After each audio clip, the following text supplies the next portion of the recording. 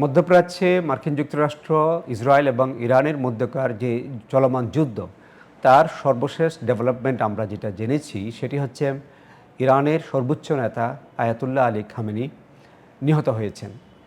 এটি একটি বড় ঘটনা আমরা বলতে পারি। এই যুদ্ধের একটি মোড় ঘুরিয়ে দেওয়ার জন্য অত্যন্ত গুরুত্বপূর্ণ একটি ইভেন্ট বলে এটাকে বিবেচনা করা যায়।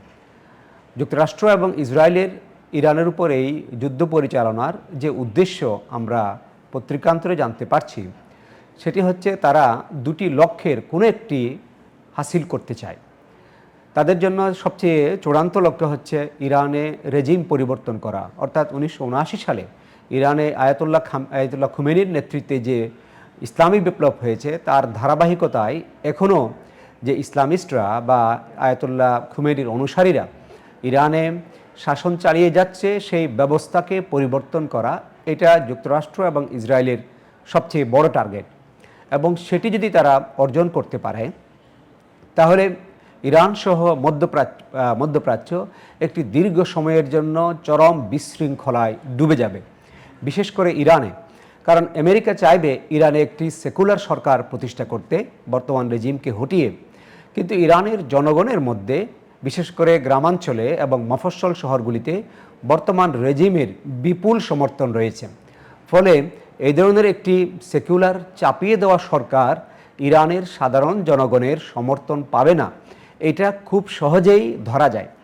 ফলে ইরানের সাধারণ জনগণ এবং সেই ধরনের যদি কোনো মার্কিনপন্থী সরকার প্রতিষ্ঠিত করা হয়, তার মাঝে একটা দীর্ঘ সংঘাত শুরু হবে এবং যেটি ইরান দীর্ঘ সময়ের জন্য একটা বিশৃঙ্খলা এবং নৈরাজ্যময় পরিস্থিতিতে পড়ে যাবে।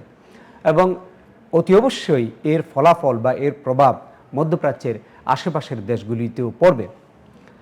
মার্কিন যুক্তরাষ্ট্র এবং ইসরায়েলের দ্বিতীয় যে লক্ষ্যটি রয়েছে, তারা যদি রেজিম পরিবর্তন করতে নাও পারে, তাহলে তারা চেষ্টা করবে কমপক্ষে ইরানের যে প্রতিরক্ষা সক্ষমতা, বিশেষ করে ইরানের মিসাইল ইন্ডাস্ট্রি, যে ইরানের যে ক্ষেপণাস্ত্রগুলি রয়েছে যেগুলি ইসরায়েল পর্যন্ত হামলা করতে সক্ষম, সেই মিসাইল ইন্ডাস্ট্রিকে ধ্বংস করা।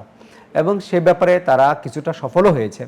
এবং তারা যদি এটা করতে পারে, ইরানের যদি মিসাইল ইন্ডাস্ট্রিকে ধ্বংস করতে পারে, তাহলে এটা নিশ্চিতভাবে ধরে নেওয়া যায় ইরানের প্রতিরক্ষা সক্ষমতা উল্লেখযোগ্য হারে কমে যাবে। এবং সেক্ষেত্রে মধ্যপ্রাচ্যে মার্কিন যুক্তরাষ্ট্রের যে প্রভাব বলয় সেটি আরও বৃদ্ধি পাবে বলে আশঙ্কা করা যায়। কিন্তু আমরা মনে করি মধ্যপ্রাচ্যে ইসরায়েল এবং আমেরিকা যে যুদ্ধ শুরু করেছে, এটি পুরো মধ্যপ্রাচ্যের জন্য, মধ্যপ্রাচ্যের অন্যান্য দেশগুলির জন্য যেগুলিতে আমেরিকার ঘাঁটি রয়েছে এবং পুরো রিজনের জন্য কোনো সুফল বা কল্যাণ বয়ে আনবে না, বরং ওই অঞ্চলে আরও বেশি অনিশ্চয়তা, আরও বেশি নৈরাজ্য সেগুলো ছড়িয়ে দেবে।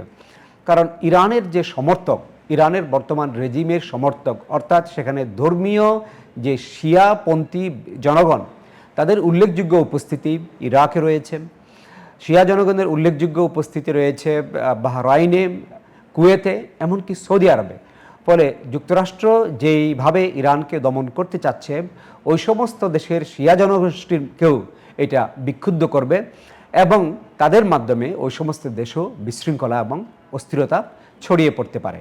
তাই আমাদের দৃষ্টিতে এই যুদ্ধের মাধ্যমে নয়, আলাপ আলোচনার মাধ্যমে, নেগোসিয়েশনের মাধ্যমেই সকল সমস্যার সমাধান করা উচিত।